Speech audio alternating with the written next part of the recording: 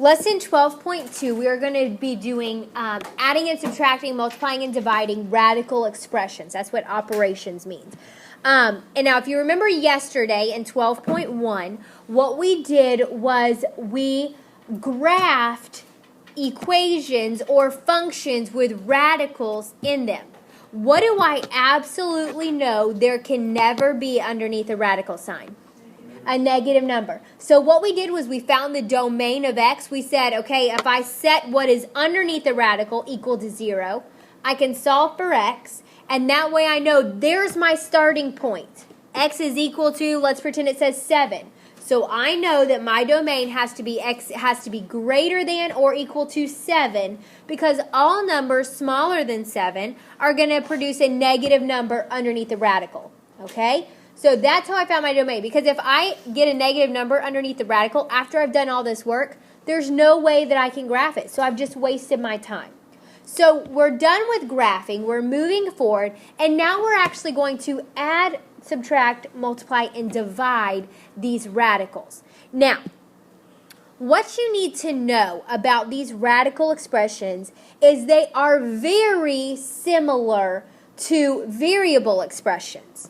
That means if I had 2x plus 4x, could I add those together? Yeah, because they are what?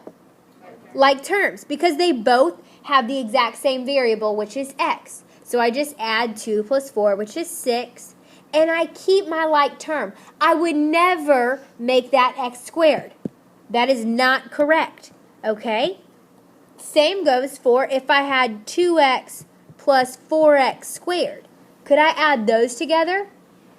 No, because they're not like terms. One is an x, one's an x squared. That's exactly how it is with radical expressions. The radicals are your like term. As long as there is the same number underneath the radical sign, they're like terms, and I can add the whole numbers together.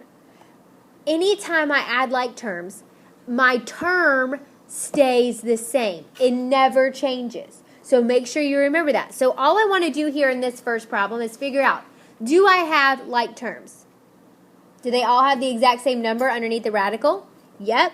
7, 7, and 7. So I know all I need to do is add or subtract these whole numbers together. What's 3 minus 5? Negative 2. What's negative 2 plus 2? 0. And then you always keep your like term. But what's 0 times the square root of 7? 0. Anything times 0 is 0. Okay? Now, let me erase all this, and let's do another problem. We're actually going to do the same, but I'm just going to make this a positive 5 this time. So totally different problem. I know I've already got like terms. So I want to do 3 plus 5, which is 8, plus 2 is 10, times the square root of 7. See how that changes just when you add? The first one we added together and we got 0, but this one now we're adding and we get a 10. So this would be my final answer here. You leave it just like that. The whole number always gets written in front of the radical, and whatever the like term is, it stays. All right, so look at the next one here. 8 times the square root of 5 plus the square root of 125. Can I add those together? I cannot say, oh, 8 plus the square root of 130. Doesn't work like that. They've got to be like terms in order to add them. And they're not like terms. So what do you think I can do to make it like terms? Simplify by doing what? Okay, does the square root of 125, does it have an exact square root? No. But I know I can simplify 125 by doing upside down division. So what's the smallest number that can go into 125? 5. And it leaves me with 25. What's the smallest number that can go into 25? 5. And I'm left with 5. Now, what do I do once I'm finished with this? Find a pair, remember? And that pair represents that I can take out a 5. I'm not going to take out a 10. I'm not going to take out a 25. I just take out a pair represents one number. So that means 5 gets to go on the outside, but what goes back underneath it? Whatever you have left, which is 5. Now, what if I would have had more than one number left, like 5 and 6? You multiply them, okay? Now, I have 8 times the square root of 5 plus 5 times the square root of 5. Now, why didn't I do anything to 8 times the square root of 5? Because it's already simplified. There's nothing I can do to it. Now, do I have like terms? Yep. So, my like term is the square root of 5. So, no matter what, I know I'm going to keep that. And I'm just going to add my whole numbers. What's 8 plus 5? 13 times the square root of 5 is my answer. Now, you need to watch out for these errors. People accidentally add or subtract incorrectly all the time. Plug it in your calculator. Take a few seconds to check it. The other thing people do is they go, oh, 5 plus 5 is 10. Or they say 5 times 5 is 25. You never, ever add the numbers underneath the radical. Okay? We leave them just the same. If they're like terms, they stay the same. Now, we just did addition and subtraction. We know we have to have like terms to add or subtract. Just like when we do variable expressions, we've got to have like terms. But what if I were to say to do multiplication? Could I multiply 2x times 4x squared? Yeah, because with multiplication or division, you never have to have like terms. We would just multiply 2 times 4, which is 8, and I would have x to the what power? Third. That's the exact same thing with our expressions. So in this next example, when they want us to multiply, I do not have to have like terms in order to multiply. As long as I have a radical sign, I can multiply numbers underneath the radical. Whole numbers always can be multiplied by whole numbers. Okay, so take a second and write these down. All right, in this first problem, what I see is that both of these numbers have a radical sign. Square root sign right here. Since they both have that, I can just multiply the numbers underneath. So, what's 12 times 3? Now, because they both have the radical sign, I have to keep the radical sign. But can I simplify the square root of 36? Yes. Is the square root of 36, am I going to keep the square root sign over 6? No. Because the square root of 36 is just 6. It's not the square root of 6. Because technically, this radical sign right here is an action. Just like if you were to add 2 plus 4, I would get 6. I would not put plus 6 on it because I did the action. I performed it. I got the answer of 6. Same thing here. When I take the square root of 36, it's gone. It's 6. So I don't have to write it. And does everybody see how these numbers, when you're multiplying, don't have to be the same? I can multiply anything times anything as long as they're both under the square root sign. Okay? Now look at this next problem here, right underneath it. Square root of 3 times 7 plus 5. What does it look like you're going to do? Distributive property, which is exactly what you're going to do. So I'm going to distribute the square root of 3 to both terms. But look at this first term right here. 7 is a whole number. So it cannot just be multiplied by 3 and say, oh, the square root of 21. Because 7 does not have a square root sign. So when you have a whole number multiplied by a square root, the whole number always goes on the outside. So we're going to say 7 and the square root of 3. Because they cannot technically be actually multiplied. Now, they're being multiplied, but we don't actually multiply any numbers together. Because how would you read this if I were to say, tell me what that problem says? What would you say? Emily, what would you say? 7 times the square root of 3. Does everybody see how it's multiplication? Now, the square root of 3 times the square root of 5. Can I multiply those numbers together? Yep, because they both have a square root sign. So what's the square root of 3 times the square root of 5?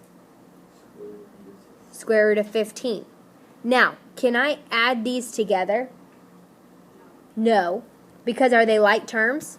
No, you can't ever add or subtract. But let's say, just for sake of examples, that they were like terms. Let's pretend like this was the square root of 3. If I were to add them together, what is the number in front of here that you don't see but you know is there? 1. So if I added it, it would be 7 plus 1, which is 8, times the square root of 3. If you were to have like terms. So just don't forget, it would not be, 7 times the square root of 3 because there's no number in front of this one. Yes, there is. There's a 1. But we can't do that, so this is our final answer here. Now on this next example, 1 minus the square root of 3 squared. What does that squared mean that I do? Write it twice. Remember, we've learned this already. It does not mean I distribute that squared. That's not what that means. It means I've got to write this problem out twice.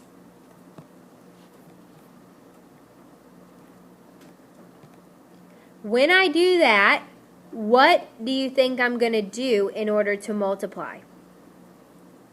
FOIL. Perfect. So what is my first terms, Neil? 1 times 1, which is 1. Outer, Lizzie, what are my outer terms? Perfect. And what is the square root of 3? Positive or negative? Negative. So when you multiply it, all right, I write my negative sign, then your whole number, then the square root of 3. Because I can't just multiply 1 times the square root of 3 and say, oh, it's the square root of 3, because a whole number cannot be multiplied by a radical. So we just write it on the outside.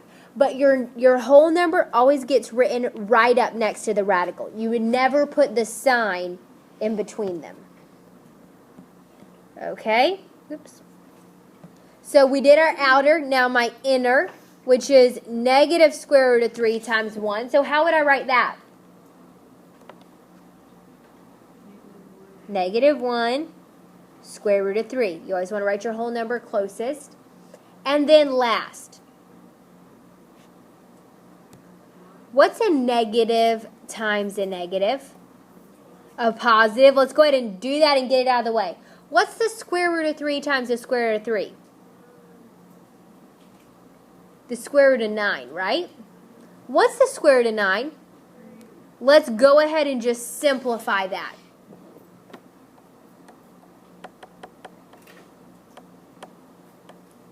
Now, I need to add like terms because I know I've got like terms. Let's look for like terms.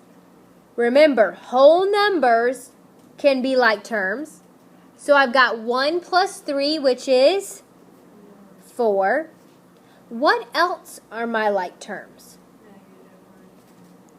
These right here, they both have the exact same radical. So what's negative 1 plus negative 1? Would I do 3 plus 3? Nope.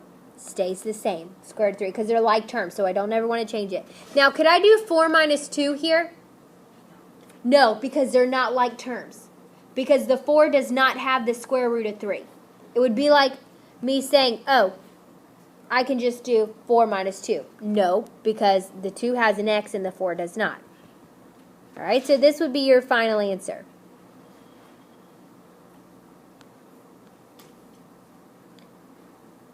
All right, and last but not least on this example, 6 minus the square root of 2 times 6 plus the square root of 2. What do you think I'm going to have to do here? FOIL. So let's multiply. What would I multiply first, Victoria?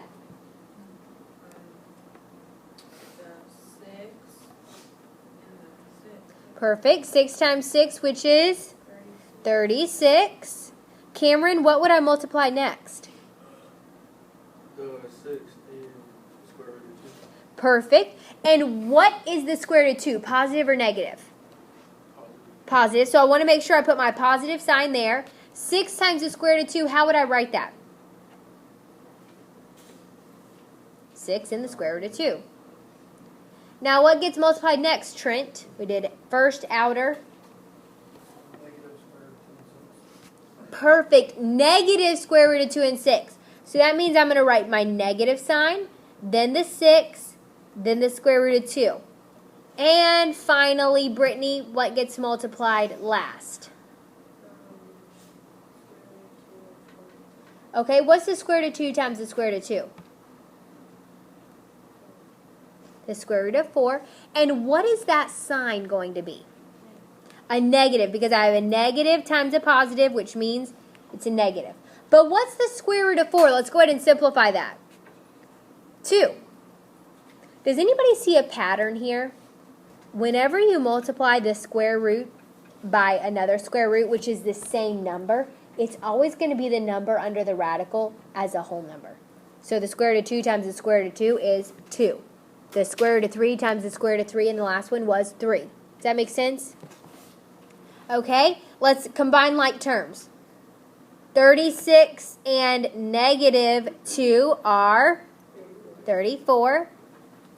And then these are my like terms, but what happens to those? They cancel out. They're the exact opposite of one another. So do I need to write plus 0? No. This is my final answer, 34. Okay? So we've done addition, subtraction, multiplication, and now we're doing division. Now this is what you have got to know about division. You can never, ever, ever have a radical sign in the denominator. You can't do it. So we've got to simplify this so that we can take the radical sign out of the denominator. And this is all you do. Are you ready? Whatever is in the denominator, we just multiply the fraction by it. So my denominator is the square root of 3, so we're going to multiply by the square root of 3. Whatever you do to the bottom of the fraction, remember, I've got to do to the top of the fraction.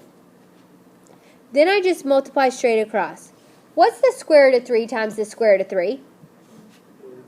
3. Remember, because it's technically the square root of 9, which is 3. Look what happened. My radical sign disappeared, right? That's exactly what we want. Then we just multiply straight across on the top. What's 1 times the square root of 3? 1 times the square root of 3. Now, wait a second. You say, I thought I wasn't allowed to have a square root in the fraction. No, you're just not allowed to have it in the bottom of the fraction, the denominator. It's fine in the front. Now, if you did not want to write that 1 there, that's fine if you just wanted to do the square root of 3. But my suggestion is you always write that number, because this is why. Watch this. I've got 2 whole numbers right here. Could I simplify those? These I can't because it's just 1/3. But if it was like 6 over 3, you could simplify it and you would have to. But we can't on this, so this would be my final answer. Could I simplify the square root of 3 and 3? Nope, because they're not like terms. Okay? Now, look at this last problem here. This one's a little trickier because how many terms do I have in the denominator? 2. And I can't just say, oh, I'm just going to multiply by the square root of 2, because it doesn't work like that. All right? What you've got to do is when there is 2 terms, like we did on the last one, whatever is in the denominator, we're going to multiply by. So 3 in the square root of 2. But the one difference is, whatever the sign is in the original problem, we're going to do the opposite. So if it's 3 plus the square root of 2, we're going to multiply by 3 minus the square root of 2. Whatever you do to the bottom, you've got to do to the top. And how do you think I'm going to multiply the denominators? Cancel. Foil. They're going to cancel, but I've got a foil. So first is 3 times 3, which is 9. Outer, 3 times negative square root of 2, which is negative 3 times the square root of 2. Inner, positive square root of 2 times 3, which is positive 3 times the square root of 2. And last but not least, first of all, what type of number am I going to have? Positive or negative? Negative. What's the square root of 2 times the square root of 2? 2. Technically the square root of 4, but we can go ahead and write it as 2. Now, what happens to these middle terms here? Cancel. They cancel out. That is the whole point. If that does not happen for you, you've done it wrong. Because technically you've ended up with more radicals than you began with. Okay? Then we just add our other like terms. What's 9 minus 2? 7. Do you see how now there's no more denominators? We've just got a whole number. Now, what am I going to do to the top of my fraction, or the numerator? Distribute this 4 to both terms. What is this number right here in front of negative the square root of 2. 1, don't forget about it. So 4 times 3 is 12. 4 times negative 1 is 4. And then I just keep the square root of 2. Now, like I said, we're at this point in math where you're building on the foundations that you build at the beginning of the year. So, at the end of your problem, you have always got to ask yourself, is that as simplified as it can possibly be? And this is how you know. There are 3 whole numbers here. If there is something that can go into all 3 to simplify them, you have to do it. But if there is something that can only go into 2 out of the 3, you cannot simplify. There's nothing you can do. Now, in this case, nothing goes into 12, 4, and 7. So this would be my final answer. But what if, when you got down to your final answer, you had over 4? Could I simplify 12, 4, and 4? Yeah. What number can go into all of them?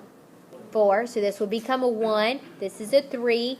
This is a 1. So I'd have to simplify it. But what if, in my final answer, I had over 3? Could I simplify that? No, because, yeah, we can simplify 12 over 3, but can I simplify 4 over 3? No, so I wouldn't be able to do it. I would just leave it just like it is, okay? Those are just extra examples, all right? Go ahead and get out your books. I want you to do these 3 classwork problems, and we're going to come back and work on them together. All right, let's go over these classwork assignments. Number 6, all right, we have got 3 times the square root of 6 plus the square root of 24. Now, can I add those terms together? No, because they are not like terms. I cannot say my answer is 3 times the square root of 30. It does not work like that. What do I need to do so that I can add them together? Upside down division of 24. 2 goes into 24 12 times. 2 goes into 12 6 times. 2 goes into 6 3 times. So I'm looking for a pair. And I have a pair of 2's. So that means I can put a 2 on the outside. But what happens when I have more than one number left? What would I do? Multiply them and put them back underneath. So now I have 3 times the square root of 6 plus 2 times the square root of 6. So what would my final answer be?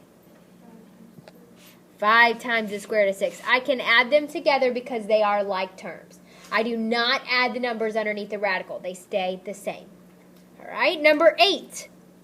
Number 8, we have 2 plus the square root of 3 squared. What does that squared mean I have to do? Write the problem 2 times. 2 plus the square root of 3. And then what am I going to do to multiply them? FOIL. 2 times 2 is 4. 2 times the square root of 3 is 2 times the square root of 3. Make sure you put your sign in front of it. Then the square root of 3 times 2 is 2 times the square root of 3. Again, it's positive. And then what's the square root of 3 times the square root of 3? 3. Or we could say the square root of 9, which is 3. We're just skipping that middle step right there. Now, do I have like terms to add? We could do our middle terms. What is 2 times the square root of 3 plus 2 times the square root of 3? 4 times the square root of 3. Do I have any other like terms to add? 4 and 3. Whole numbers are like terms too. What's 4 plus 3? 7. Now, you always want to write your whole number first. So 7 plus 4 times the square root of 3. Can I add these together and get 11 times the square root of 3?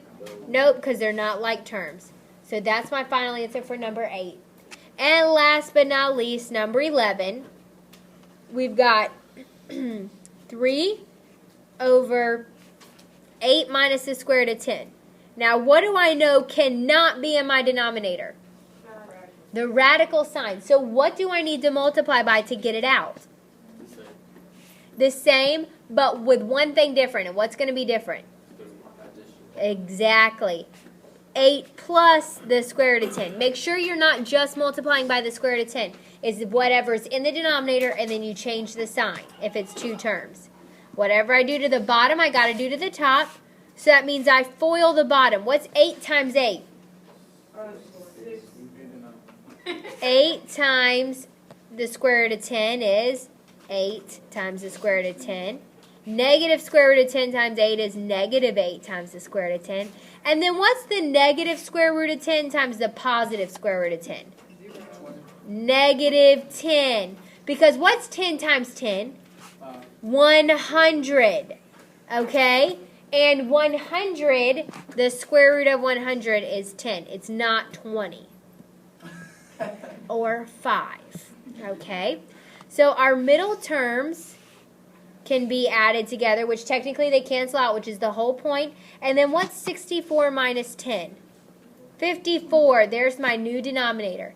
Then I just distribute this 3 to all of my terms. 3 times 8 is 24, plus 3 times the square root of 10. Can I simplify this farther? No. Yep. What number can go into 24, 3, and 54? 3. 3 goes into 54 18 times. 3 goes into 24 8 times. 3 goes into 3 1 time. So my new answer is 8 plus 1 times the square root of 10 over 18. Okay? And that's how you add, subtract, multiply, and divide radical expressions.